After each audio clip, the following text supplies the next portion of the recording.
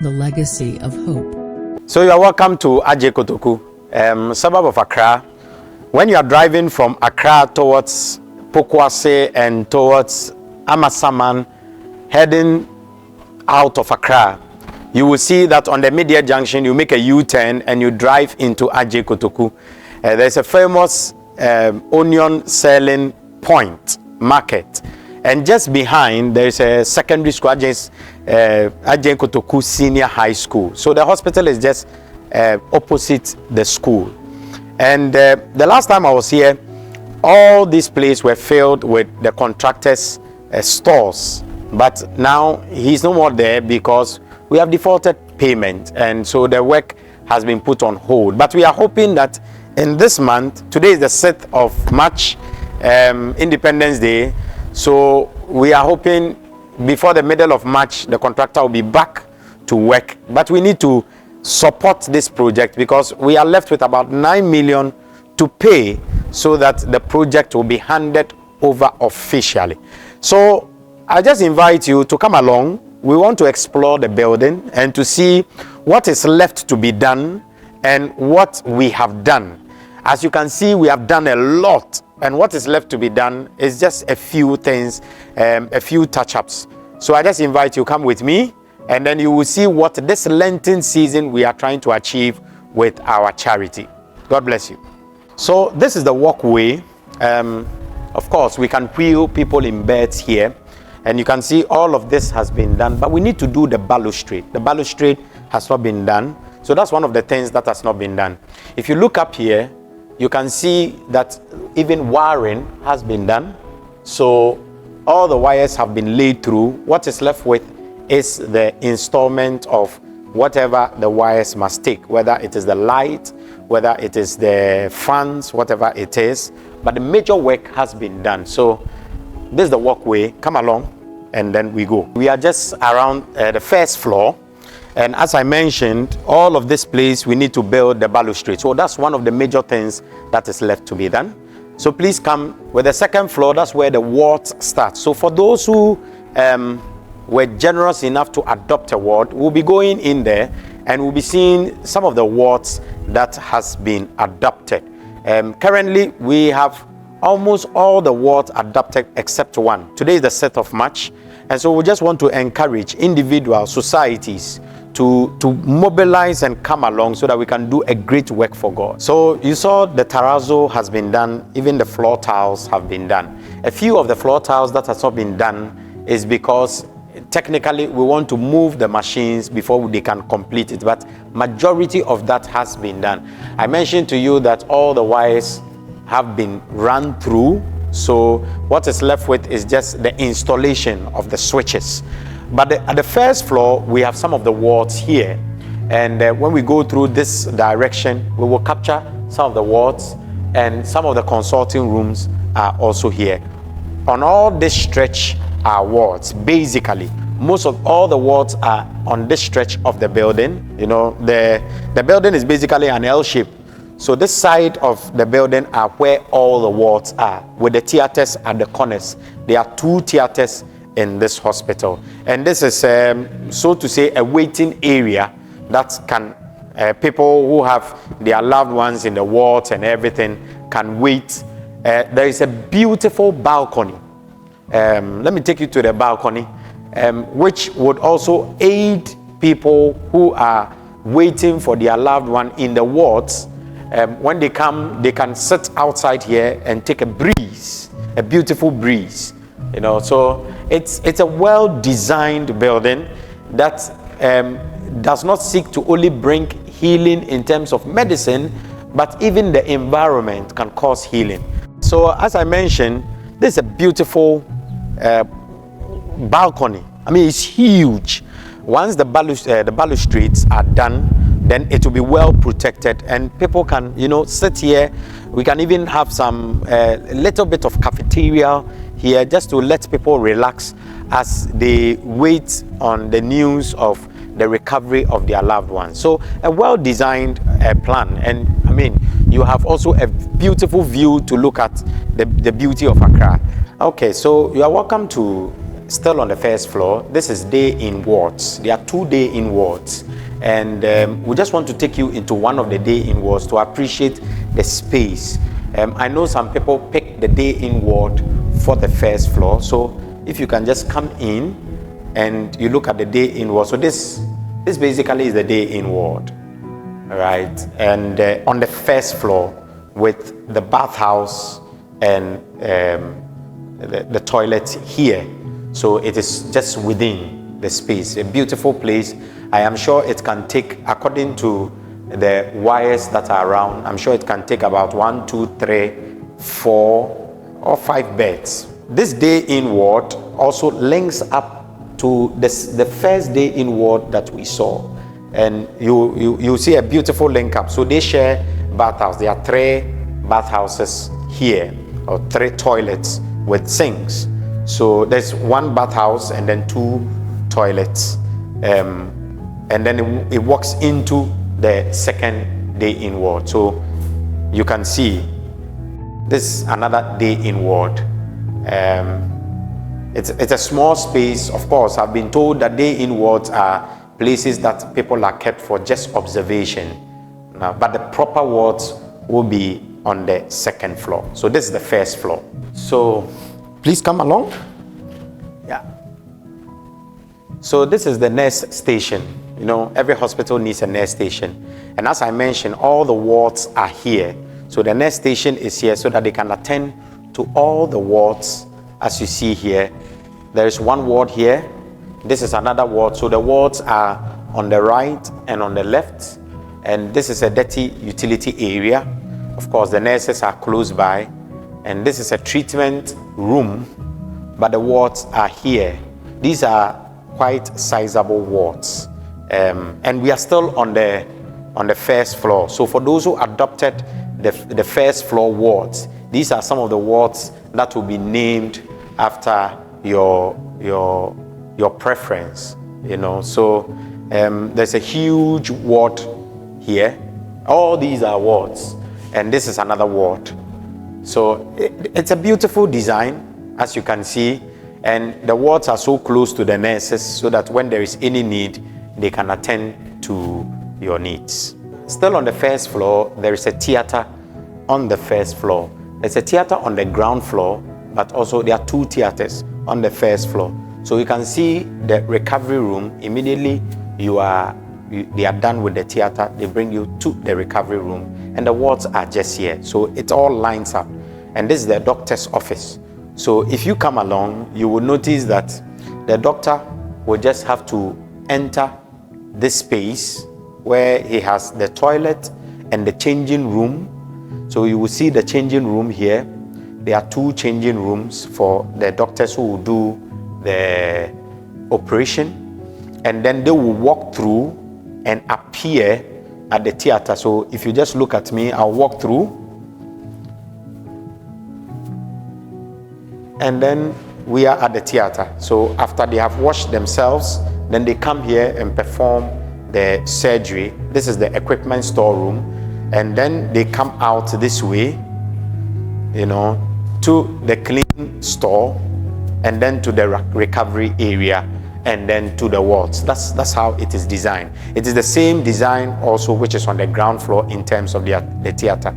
You will notice that the theater floor tiles have not been laid, and they have not been laid because we are told that the equipment must determine the kind of tiles that we lay here, and so that is on the hold. Once the equipment comes, then we will determine which kind of tiles will be laid. So we are climbing up. This is the side of the ward. So we are from the first floor going to the second floor.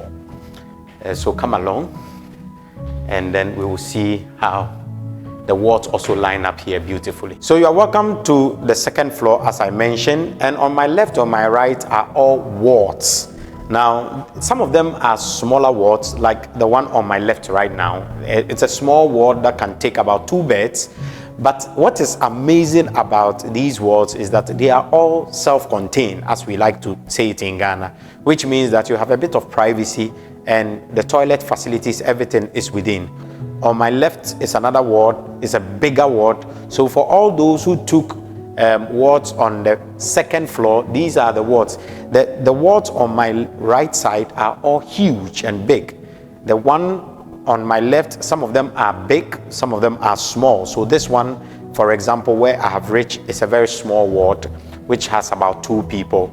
So this is where the wards end, and this is the nurse station. So it is very similar to what is in the first floor. And then there's another ward here, because there are no theaters here. There's another ward here. Here we have a spare room, and then a storeroom here, and this is the Ward 8. But amazing, and this is a surprise, that along this line, as we look at the wards, we are basically entering into the chapel. This is the chapel space. So once you have left your loved ones in the ward, you come in, you say a prayer. Sometimes people need a bit of sleep. You have been with your ward, you have been with your child is sleeping, you don't know what to do. Just leave, come, spend about 30 minutes whilst the child sleeps and pray to God. That's the beauty of this hospital. It's not just a hospital that will heal your physical ailment, but it will be a hospital that will be there even spiritually for you. And we know that as Catholics, we understand that the healing power of God is seen both spiritually and physically. In Mark chapter 2, Jesus healed the paralytic, but before then he said, your sins are forgiven. That's both a spiritual and a physical healing. So that's what we'll be doing here. So similar to the first floor, as we are in the second floor, this is a day-in ward. As I mentioned, day-in wards are places where people are kept just for observation. The wards are places actually for those who are recuperating for a very long time. And the design is basically the same. So this is one of the day-in wards in the second floor. And if you walk through this way, you come to the 2 toilets and the bathhouse, which connects to the other day-in ward, as we saw in the first one. So you will see that that's 2 toilets, male, female, and then the bathhouse. So it connects beautifully, and then we walk from one day ward into another day-in ward. And as you can see, as I mentioned, it's not a place where people are kept for a very long time, as the doctors have explained. So, and then it leads out this way. So this is the second floor basically. And let me show you the play area for our children, because it's just opposite the day-in ward. This is the room for the play area. As you can see, this is the playroom area. I mean, to be well designed to suit children. So the consulting rooms will be over there, and once the children are waiting for whatever reason, they can have a play here, a playtime here. Or perhaps you have come with other kids, they are 2, and one is in admission, the other one is just there. You can have a playroom area for him here as you take care of things at the ward. So here again, we are at the second floor, and this is some waiting area basically for those who will be going to the wards and all of that. We have a conference room for the doctors at the back, and here is a storeroom. So we want to go to the 3rd floor. That's the final floor to see what is there. All along the consulting rooms, there are always bathrooms here. So from the ground floor up all this side, this part of the building, are all made of washrooms. So this is the washroom area. You have 4 washrooms, and opposite is also 4 washrooms, and each of them you have a sink here, so that when you finish, you just wash your hand and then you can go. So that's an example of a washroom, but there are 4, and the opposite is also 4, so that's 8 on each floor. On the ground floor, you have 1 that is specially made for the disability people. Okay, so come along, we are going to the final floor. We are coming from the 2nd floor, and we are going to the 3rd floor. Again, you can see that the balustrade has not been done. It's one of the things that when the contractor returns, he will do. But all the windows has been done. And so one of the things is to do the balustrade, to do the fittings, and it will be all done. Now, here, we can have an appreciation of the ceiling. You can see that the ceiling has been done. So as you can see, there is a part, just a small part that has not been closed yet, and it is because works have not been completely done. So all the rest, the ceiling has been done except this part, so that if there is anything left to be done, they can use this as an entry point and then do that. But that's it. You can see the truss is beautifully done, and a certain silver lining to absorb heat. It's a beautiful work that the contractor has done. So on the 3rd floor, we have the breastfeeding room. You have some offices at the back, and then as usual, we take a walk towards the wards. So we have here the patient's lounge. When some patients have come and maybe they are waiting for one thing or another, there's a beautiful room here that they can relax, television with AC and everything, and then they can wait for what they are longing for in terms of seeing the doctor or receiving their medication, or even if they have you are a patient and you have been in a room for a very long time and you just want to take a walk, sit with other patients and have a chat. The patient's lounge is there for you. So we are on the final floor. This is the 3rd floor, and as usual, both on my right and on my left, we have wards. This is a huge ward on the 3rd floor, very big. There are 2 very big wards here, this and that one. That's the 2nd big ward. They are very huge. I think they are the biggest of them all. And then we have some spare rooms. They are not wards, but they are just spare rooms, just in case as we run the hospital, we realize that some other facilities are necessary. And as you walk there, you will find another ward. But on this stretch, so this is a private ward. So you can see with its bathhouse, it's private. We have a number of them. Only on the 3rd floor, we have about 4 private wards. And this is an example of a private ward for someone who wants his privacy. Sometimes you have certain dignitaries who want to be attended to. So this ward will be for them. And there are other samples around. So I am entering the neonatal intensive care unit. This is the neonatal intensive care unit. Babies, incubators, this is where they will be.